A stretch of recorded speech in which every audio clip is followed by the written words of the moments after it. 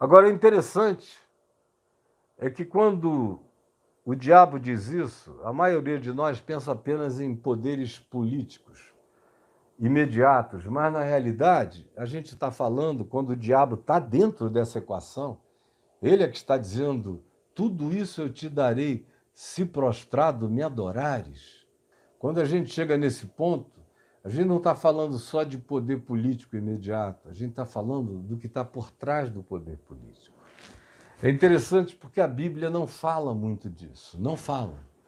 A gente começa a ouvir um pouco mais disso nos Salmos, em alguns Salmos, quando fala que o Senhor, o Adonai, preside na Assembleia dos Benai Elohim, dos anjos superiores, dos principados e potestades. O Senhor Supremo preside sobre eles. A gente vê em alguns salmos em que não se está falando de deuses ídolos dos povos, mas de deuses angelicais caídos, de príncipes, principados espirituais. A gente lê no livro de Jó essa mesma assembleia de principados dominando reinos variados deste mundo, na presença do Senhor Deus. E do pedido de Satanás naquela assembleia de anjos, de principados, de potestades espirituais, para molestar a Jó.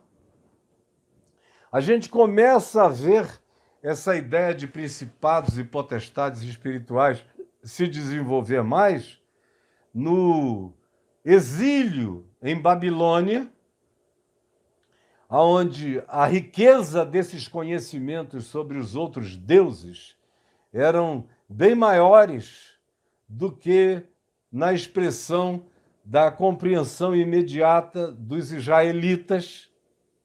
Eles tinham aprendido muito durante os 430 anos sobre os deuses do Egito. Mas quando eles foram para a Babilônia, eles foram de fato para o nascedouro da civilização humana contemporânea. Eles foram para a terra de Abraão, da Mesopotâmia, de Ur dos Caldeus. Já tinha acontecido, portanto, o dilúvio, já havia a epopeia de Gilgamesh, havia a história e os contos dos Anunnaki, que eram equivalentes aos Nefilins, equivalentes aos filhos de Deus que geraram com as filhas dos homens os gigantes poderosos que dominaram toda a antiguidade e corromperam a natureza humana e da criação. Era a mesma equivalência que a gente encontra. E foi nesse outro lugar, de onde originavam-se os babilônios, de onde estavam os caldeus, vieram os babilônios, os medos, os acádios, depois os persas. E foi especialmente na época dos persas em que essa teologia se desenvolveu mais na cabeça dos judeus. Foi no período da ausência do templo, que tinha sido destruído alguns anos antes por Nabucodonosor. Foi nesse período de 70 anos onde eles conviveram com caldeus babilônios, com medos e persas, e com persas, e um pedaço de convívio com a cultura que se espalhava dos gregos no movimento de helenização que já estava ecoando pela terra. Naquele período, onde também as filosofias gregas viajavam, onde os ditos de Zaratustra estavam presentes, onde havia algumas outras expressões de conhecimento espiritual extremamente sofisticadas e que influenciaram os judeus que tinham acabado de criar, porque não tinham templo, criaram as sinagogas, que eram lugares de reflexão teológica, de leitura da Escritura, de tradução, de copismo, de ensino para as crianças, para os jovens, para os adolescentes, para os adultos, acerca da lei, dos mandamentos e daquelas que eram as questões levantadas. Aí começaram a surgir várias novas concepções que a gente depreende, por exemplo, no livro de Ezequiel. O livro de Ezequiel é um livro carregado de presenças de seres de outras dimensões. Começa com aqueles girantes, aquelas rodas com cambotas e olhos em volta. Começa assim. O livro todo é entremeado por essas manifestações de seres celestiais poderosos chegando, entregando mensagens, se afastando de maneira horripilante, que nem o profeta aguentava a presença, caía, desmaiava, não suportava ficar em pé, panicava. Filho do homem, põe-te em pé e eu falarei com ele, contigo. A mesma coisa no livro do profeta Daniel, onde tudo isso vai crescendo.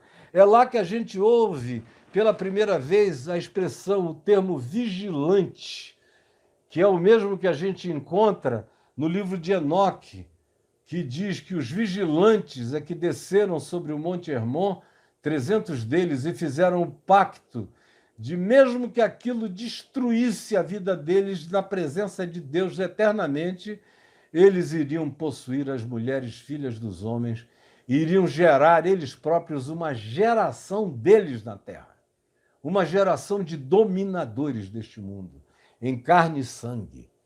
Vigilante é a palavra que Daniel usa.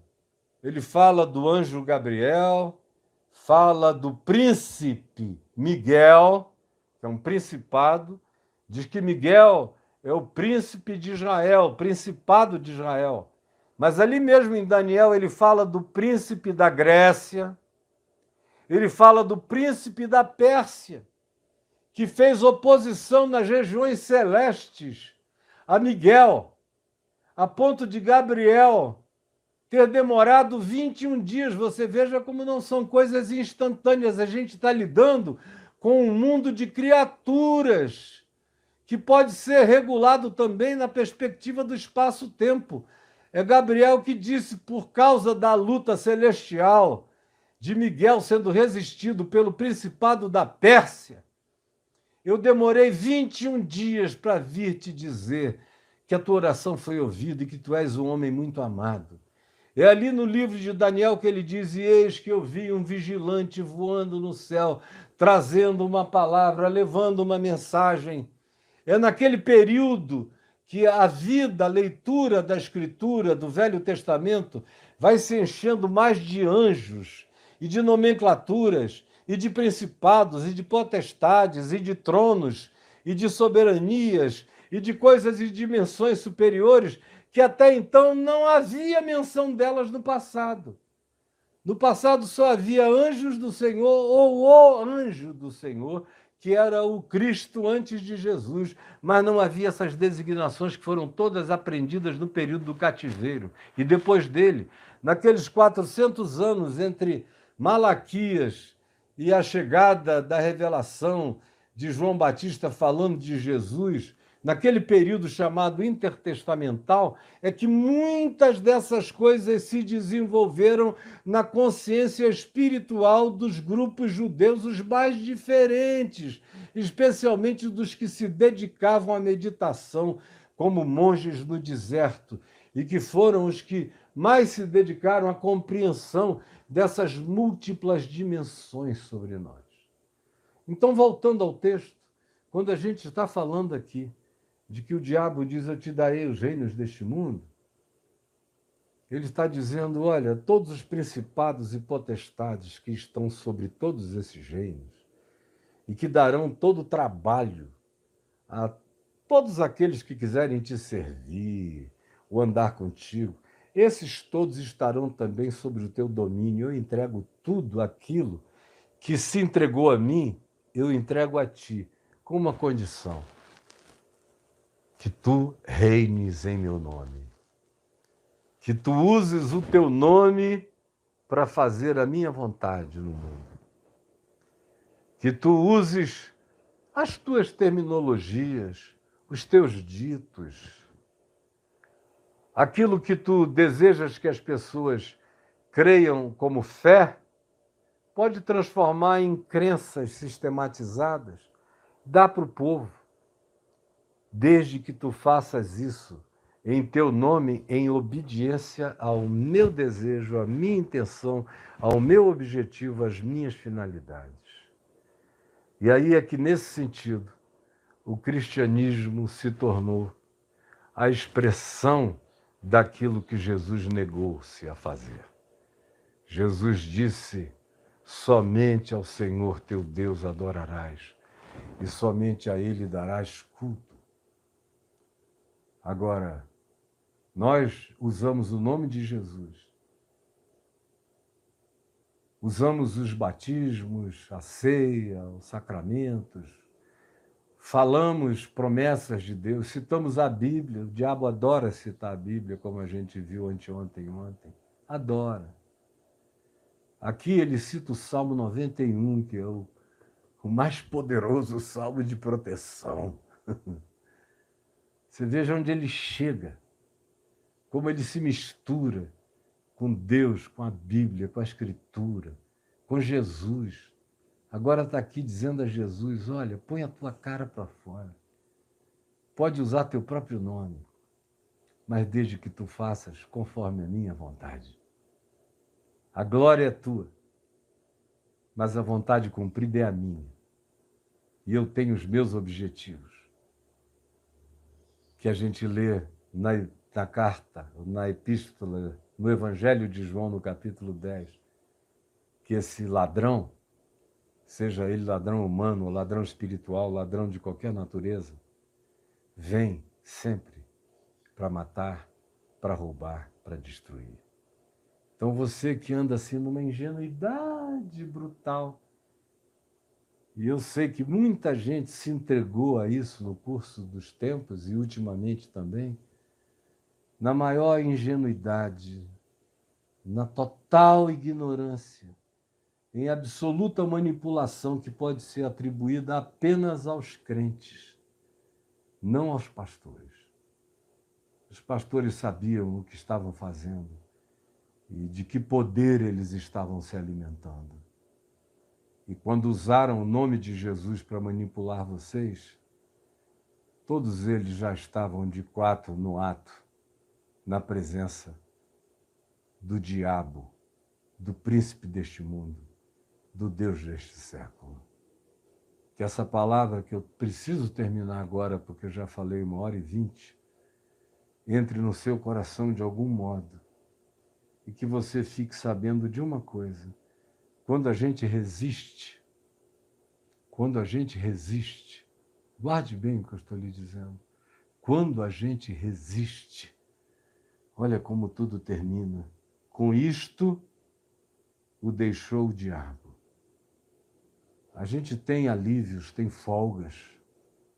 A gente resiste, como o irmão de Jesus, Tiago, ensinou. Resistir ao diabo, resistam ao diabo, e ele fugirá de vós. Resistam. Não deem um passo, 1 milímetro atrás, sem barganhas, com Deus, quanto mais com o diabo.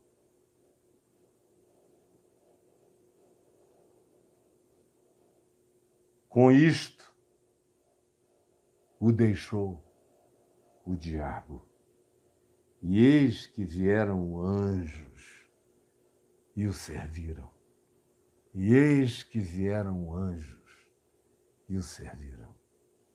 Aguenta firme, mesmo que você tenha que ficar sozinho, sozinha. Não ceda, não negocie, não faça negócios com o príncipe deste mundo e com seus principados, suas potestades, seus tronos, suas soberanias, seus poderes. Não faça, porque aí você vai receber aquela ajuda da morte, a mão de Satanás em seu favor. Vai te dar tudo e vai te roubar a própria alma. Mas resista, porque ele deixa. Ele não aguenta a fidelidade amorosa, apaixonada, contínua e perseverante diante do Senhor. E aí vêm os anjos e nos servem. Vêm os anjos e nos socorrem. Eu não tenho tido muita coisa, ou quase nada sobrando. A minha vida inteira eu nunca tive nada sobrando. Mas nunca tive anjo faltando. Nunca tive nada sobrando. Mas nunca tive o socorro dos anjos me faltando. Repita comigo. Eu nunca tive nada sobrando. Mas nunca tive o socorro dos anjos me faltando. Resisti ao diabo, e ele fugirá de vós, e os anjos do Senhor servirão a mim e a você e a todos nós.